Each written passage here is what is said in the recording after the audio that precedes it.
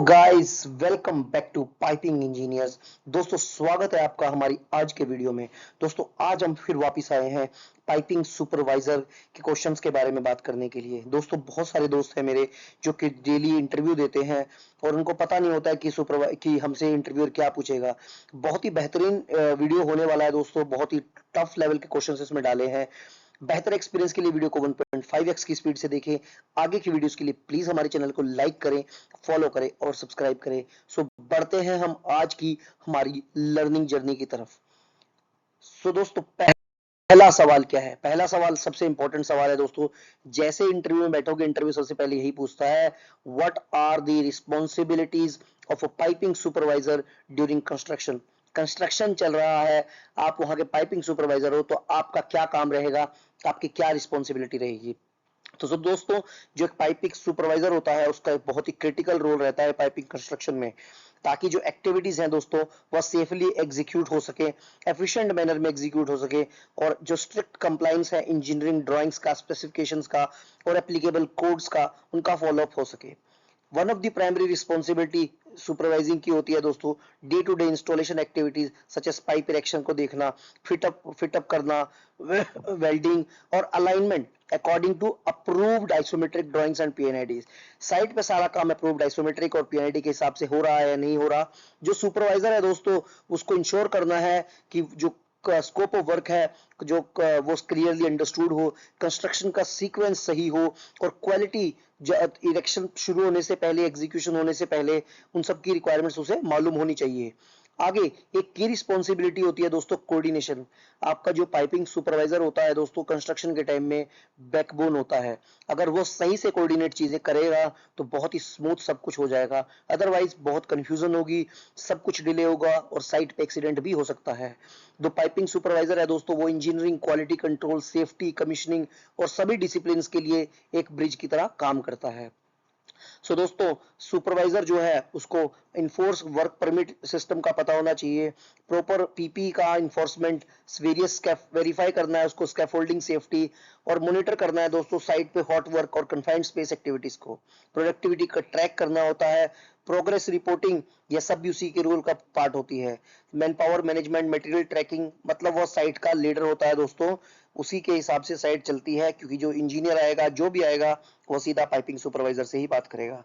तो I hope आप जान गए होंगे कि कितनी सारी चीजें आपके पास है बोलने के लिए।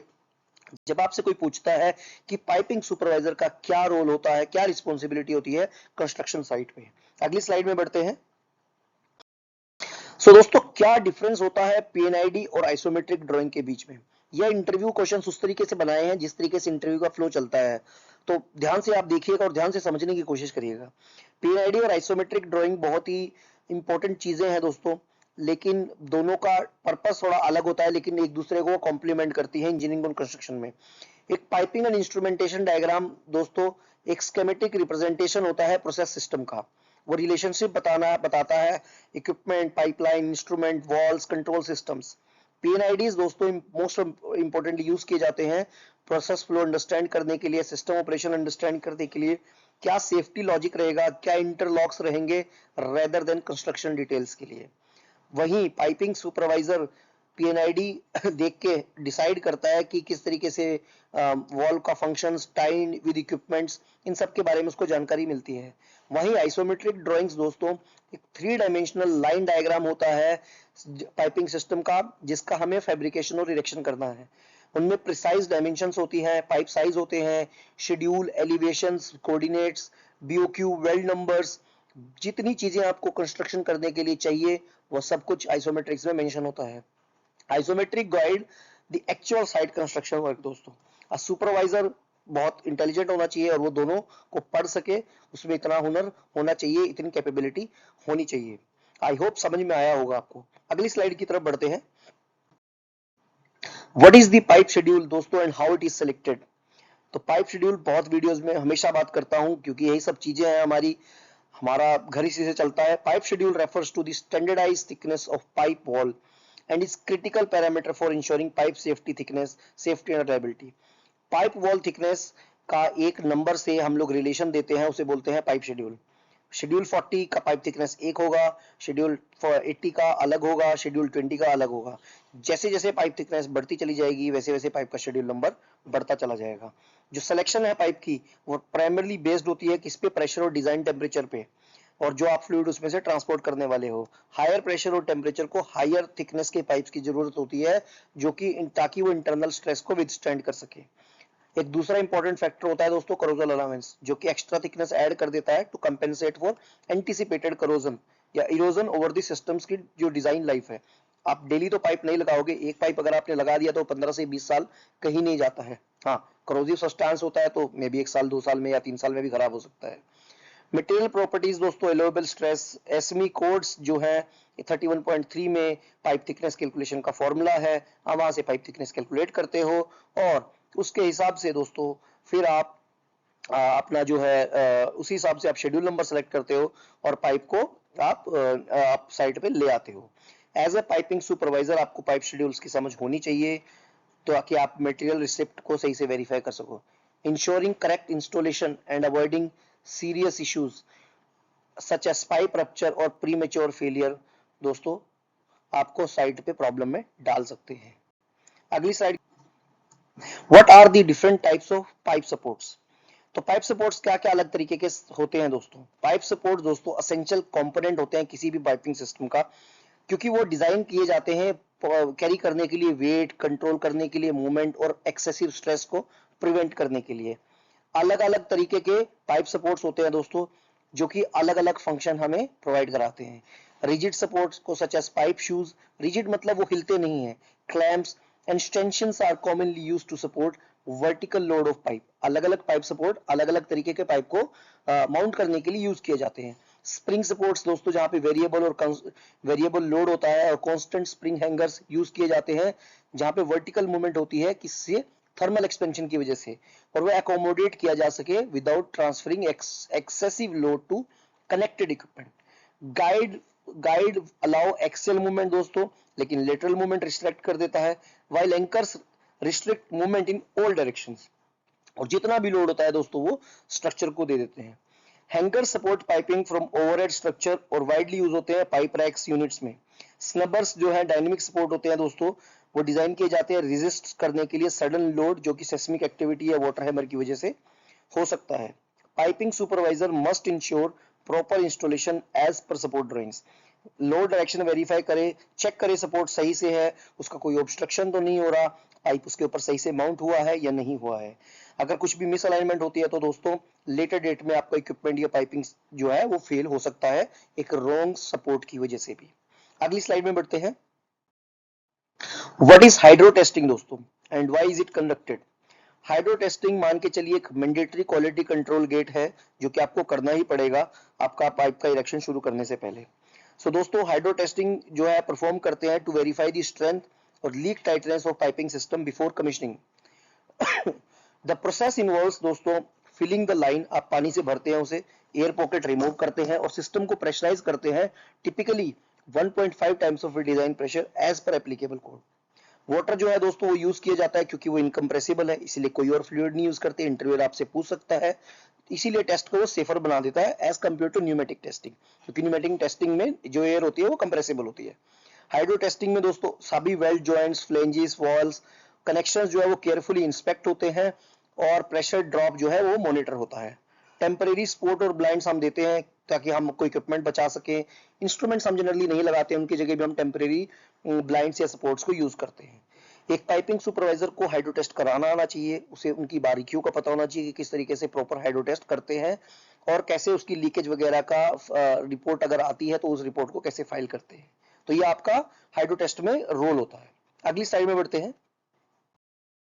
What are common welding defects in piping. अब हमारा सारा काम ही वेल्डिंग का है, तो क्या क्या सिग्निफिकेंट डिफेक्ट्स हो सकते हैं। तो वेल्डिंग डिफेक्ट्स कैन सिग्निफिकेंटली, आपको पता है वेल्डिंग की वजह से पूरा सिस्टम फेल हो सकता है। कॉमन वेल्डिंग डिफेक्ट्स क्या क्या होते हैं दोस्तों। पोरोसिटी जो कि अकर होती है अगर आपके जब वेल्डिंग में गैसेस ट्रैप हो जाए during welding. Lack of fusion, अगर आपका लैक ऑफ फ्यूजन किस वजह से होता है, इनएफिशिएंट हीट, इनसफिशिएंट हीट अगर आपने इनपुट करी है और प्योर आपकी जो टेक्निक है वो सही नहीं है। क्रैक्स दोस्तों, बहुत ही सीरियस होते हैं, जो कि रेजिडुअल स्ट्रेसेस की वजह से और इनकरेक्ट अगर आपने कंज्यूमेबल्स या इलेक्ट्रोड्स यूज कर लिए हैं। स्लैग इंक्लूजन्स दोस्तों, अगर आपने बिना क्लीन किए सिस्टम को वेल्ड पास कर दिया है। और अंडरकट दोस्तों, where the base is melted away at the weld toe. Piping supervisor को इंश्योर करना है कि वेल्डर्स क्वालिफाइड है, वेल्डिंग पैरामीटर्स फॉलो हो रहे हैं और अप्रूव्ड डब्ल्यूपीएस उनके पास है, और proper pre heat post heat weld treatment जहां भी अप्लाई है, जहां पे रिक्वायर्ड है वहां पे हो रही है।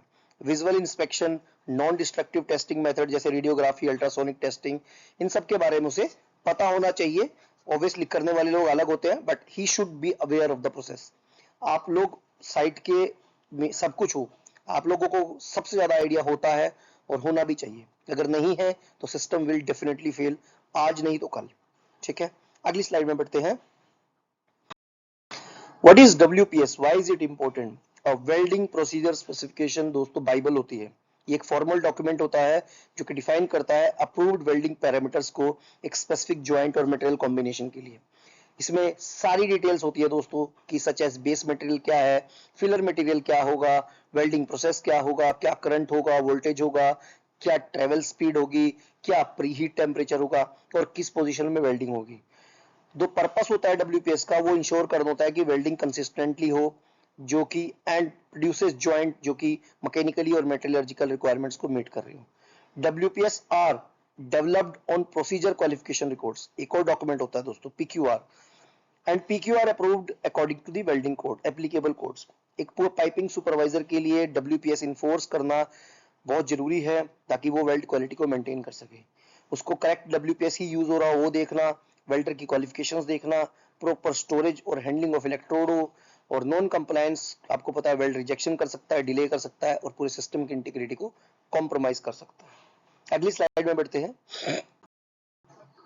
बट वेल्डेड और सॉकेट वेल्डेड दोस्तों, बट वेल्ड और सॉकेट वेल्ड दो कॉमन टाइप के वेल्डिंग जॉइंट्स हैं जो कि पाइपिंग सिस्टम में यूज होते हैं, आपको पता होगा, लेकिन अलग अलग एप्लीकेशन की वजह से यूज होते हैं। बट वेल्ड में दोस्तों दो आइटम्स को हम एंड टू एंड ज्वाइन करते हैं और कॉमनली यूज होते हैं लार्ज डायमीटर्स के लिए, हाई प्रेशर के लिए और टेम्परेचर की सर्विसेज के लिए। दे प्रोवाइड दोस्तों smooth internal bore continuity, reducing pressure drop turbulence. वहीं सॉकेट वेल्ड में क्या होता है, एक पाइप को हम दूसरे के अंदर इंसर्ट करते हैं और जो रिसेस्ड एरिया होता है दोस्तों उसको हम लोग वेल्ड करते हैं बाहर से। ये दोनों स्मॉल बोर पाइपिंग के लिए, these are typically used for small bore piping up to 2 inches in size. Sockets easy होते हैं फैब्रिकेट करना, they can create crevices and trap corrosion including fluids अगर सही से नहीं किए गए। पाइपिंग सुपरवाइजर को अगेन मैंने पहले भी बोल दिया, वेल्डिंग के बारे में ज्ञान होना चाहिए, उसको एटलीस्ट सही गलत का पता होना चाहिए। उसे वेल्डिंग बेशक करनी ना आती हो, but he should be aware कि कहाँ पे प्रॉब्लम आ सकती है। अगली स्लाइड में बढ़ते हैं। What is stress analysis in piping, बहुत ही फेवरेट टॉपिक होता है, इंटरव्यूअर्स का डेफिनेटली सवाल पूछते हैं। Stress analysis in piping evaluates कि piping line load such as integral pressure, temperature change, weight, seismic forces के अगेंस्ट में कैसे रिएक्ट करेगी। थर्मल एक्सपेंशन सबसे बड़ा, थर्मल एक्सपेंशन दोस्तों सबसे बड़ा एक चीज होती है जो कि हमारे सिस्टम्स का पार्ट होती है, क्योंकि हॉट फ्लूइड जनरली होता है, और टेम्परेचर वेरिएशन दोस्तों पाइप्स को कॉज करते हैं एक्सपैंड और कॉन्ट्रैक्ट सिग्निफिकेंटली। तो स्ट्रेस एनालिसिस इंश्योर करते हैं कि ये जो मूवमेंट है दोस्तों वो अलाउएबल स्ट्रेस लिमिट से बाहर ना जाए, नहीं तो सिस्टम कोलैप्स हो जाएगा, सिस्टम वो लोड सह नहीं पाएगा। स्पेशलाइज सॉफ्टवेयर जैसे सीजर हो गया, ये सब यूज करते हैं पाइपिंग इंजीनियर्स, डिजाइन को एक्सपेंशन लूप्स देते हैं, फ्लेक्सिबल सपोर्ट्स देते हैं, ताकि वो जो जो एक्स्ट्रा स्ट्रेस हमारे सिस्टम में जनरेट हो सके वो किसी भी तरीके से हम स्ट्रक्चर को पास ऑन कर दें या फिर हमारे पाइपिंग में, ताकि कोई इशू ना आए। पाइपिंग सुपरवाइजर को अगेन मैं नहीं बोलूंगा कि वो स्ट्रेस एनालिसिस के एक्सपर्ट होना चाहिए, लेकिन उसे बेसिक स्ट्रेस की समझ होनी चाहिए ताकि वो करेक्ट इंस्टॉलेशन ऑफ सपोर्ट या गाइड्स या लूप्स को करवा सके। उसको पता होना चाहिए कि अगर कहीं पे इंजीनियर ने गाइड सपोर्ट दिया है या एंकर सपोर्ट दिया है, किसी रीजन से दिया है, सपोर्ट वो चेंज ना कर दे या उसके वर्कर सपोर्ट चेंज ना कर दे साइड पे, at least he should be aware of that. Improper installation long time में डेफिनेटली फेलियर लेके आएगी। अगली स्लाइड में बढ़ते हैं। What is the purpose of expansion loops, पिछली स्लाइड में भी हम बात कर रहे थे, ये इंटेंशनल ऑफसेट होते हैं दोस्तों लूप्स जो कि हम प्रोवाइड करते हैं ताकि हमारा थर्मल एक्सपेंशन और कॉन्ट्रैक्शन जो है वो एब्जॉर्ब हो सके। जैसे पाइप हीट अप होता है दोस्तों, वो उनकी जो टेंडेंसी होती है वो मतलब लंबे होने की कोशिश करते हैं, ताकि और उसकी वजह से दोस्तों सिग्निफिकेंट फोर्सेस जनरेट होती है अगर मूवमेंट जो है वो रिस्ट्रेंड हो। एक्सपेंशन लूप्स दोस्तों उनको वो फ्लेक्सिबिलिटी प्रोवाइड करते हैं, स्ट्रेस को रिड्यूस करते हैं और इक्विपमेंट से कनेक्टेड होते हैं।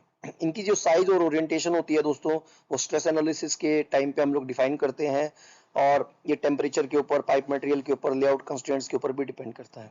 सुपरवाइजरी पर्सपेक्टिव से अगेन मैंने बोला है, it is essential to ensure कि लूप सही से फैब्रिकेट हो, सही से इंस्टॉल हो, जहाँ पे ड्राइंग के हिसाब से वो बने हुए हैं, और कोई भी अनऑथराइज रिस्ट्रेन उनके सिस्टम में ना आए।